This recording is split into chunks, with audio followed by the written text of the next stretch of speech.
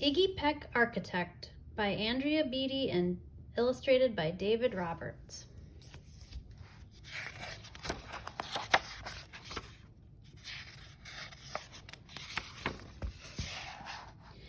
Young Iggy Peck is an architect. He has been since he was 2, when he built a great tower in only an hour with nothing but diapers and glue.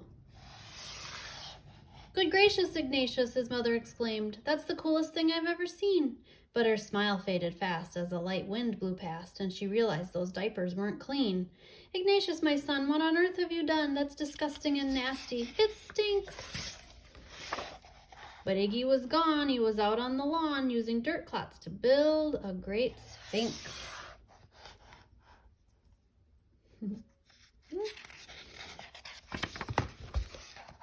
When Iggy was 3, his parents could see his unusual passion would stay.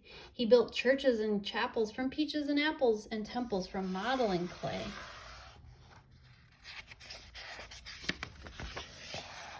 At dinner one night, to his father's delight, Iggy got a bright gleam in his eye, and out on the porch built the St. Louis Arch from pancakes and coconut pie.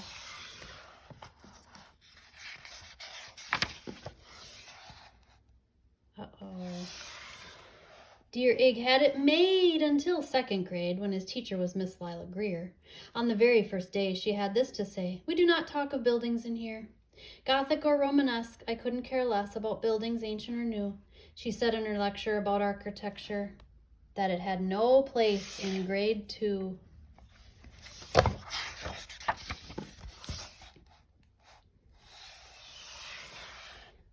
That might seem severe, but she was sincere, for when she was no more than 7, she'd had a great fright at a dizzying height in a building so tall it scraped heaven. On an architect's tour of the 95th floor, young Lila got lost from the group. She was found 2 days later in a stuck elevator, eating cheese with a French circus troupe. After that day, it's quite safe to say she thought all building lovers were nuts. As a teacher, she taught that above all, one ought to avoid them, no ifs, ands, or buts. As you might guess, it would cause Iggy stress to hear such terrible talk. But he didn't hear. He sat in the rear while building a castle of chalk. "You, Iggy Peck, your desk is a wreck. Tear down that castle right now. You will not build in here. Is that perfectly clear? Do you need to see Principal Howe?" "Aww.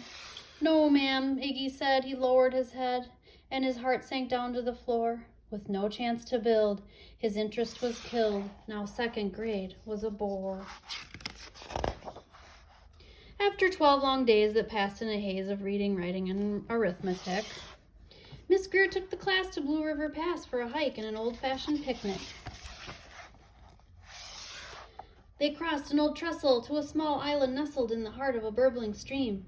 But they no sooner passed than the footbridge collapsed and Miss Lila Greer started to scream. "We're trapped here! Oh my, alas, kids, goodbye!" Her eyeballs rolled back in her head.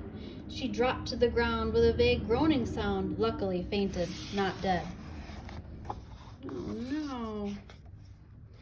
The class was amazed. They stood there quite dazed, uncertain of what they should do. But one bright young man was off hatching a plan which started with Miss Lila's shoe. Soon each lad and lass were there at Blue River Pass was working together as one.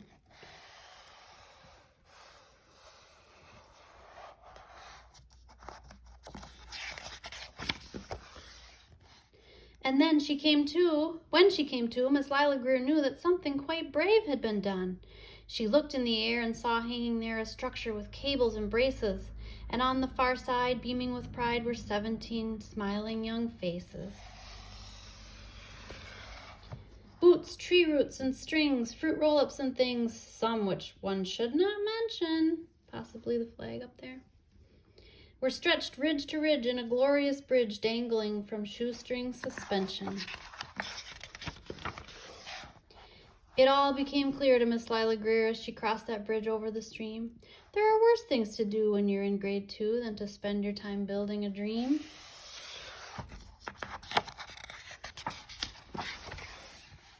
Now every week at Blue River Creek Elementary in 2nd grade, all the school kids can hear, along with Miss Greer, how the world's greatest buildings were made. The weekly guest speaker in t-shirt and sneakers talks of buildings from Rome to Quebec. Of course he's the guy who builds towers from pie, that brilliant young man, Iggy Peck.